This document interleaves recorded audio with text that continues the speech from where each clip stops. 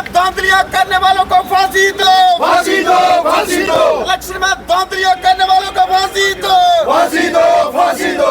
BJP सरकार हाय हाय हाय हाय हाय हाय, vote चोर मुर्दाबाद, मुर्दाबाद मुर्दाबाद, चोर मुर्दाबाद, मुर्दाबाद मुर्दाबाद। इलेक्शन में धांधली करने वालों को फांसी दो, फांसी दो, फांसी दो, इलेक्शन कमीशन बीजेपी गठबंधन मुर्दाबाद, मुर्दाबाद मुर्दाबाद, बीजेपी इलेक्शन कमीशन गठबंधन मुर्दाबाद, मुर्दाबाद मुर्दाबाद। बड़ा पुरजोर तरीके से देखिए, यहाँ इतने बड़े पैमाने के ऊपर धांधलियाँ हो रही है, सब जानते हैं।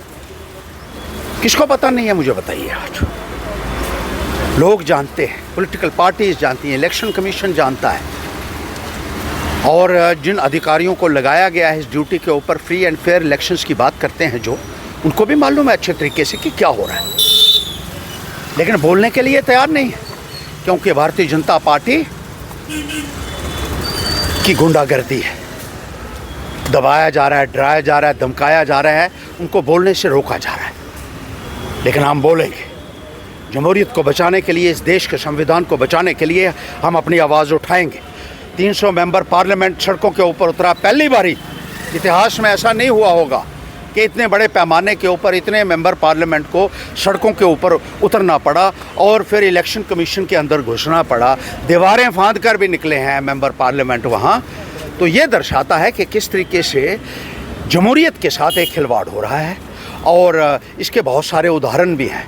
अब चनैनी की असेंबली इलेक्शन जो हमने चैलेंज की है, उसमें भी हमने कहा हम इंस्पेक्ट करना चाहते हैं इलेक्ट्रॉनिक वोटिंग मशीन्स को।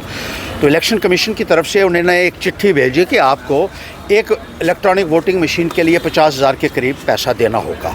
तो हमारे पास पैसे नहीं, हमने 1.5 लाख इकट्ठा किया और पैसा जमा करवाया। जब जमा करवाया तो वो कहते हैं नहीं, आप पहले कोर्ट से ऑर्डर लाओ। फिर कोर्ट से ऑर्डर लाया, 8-9 महीने कोर्ट में लगाए, वहाँ से ऑर्डर लाया। कोर्ट ने कहा कि आपने इनसे पैसा लिया है तो आप इनको इलेक्ट्रॉनिक वोटिंग मशीन्स आपको इनको इंस्पेक्ट करवानी पड़ेंगी। 2 बारी वो ऑर्डर कोर्ट का सर्व हो चुका है, लगभग 1 महीना हो चुका है, और इस 1 महीने में भी अभी तक कोई कार्रवाई नहीं है। 2 दिन पहले ये फ़ोन करके कहा जाता है कि आपको इतला किया जाता है, मुझे ये कहा जाता है कि आप इलेक्शन कमीशन के रूल को ही बदल दिए इन्होंने।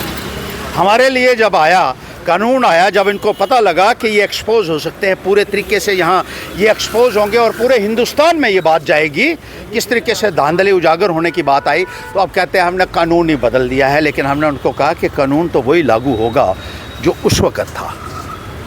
माई case has got to be governed by the rules and the laws that prevailed at the time of making the application, not the new laws। आप जितने मर्जी कानून बना लीजिए, लेकिन उसी कानून के मुताबिक आपको उन इलेक्ट्रॉनिक वोटिंग मशीन्स को मुझे दिखाना होगा।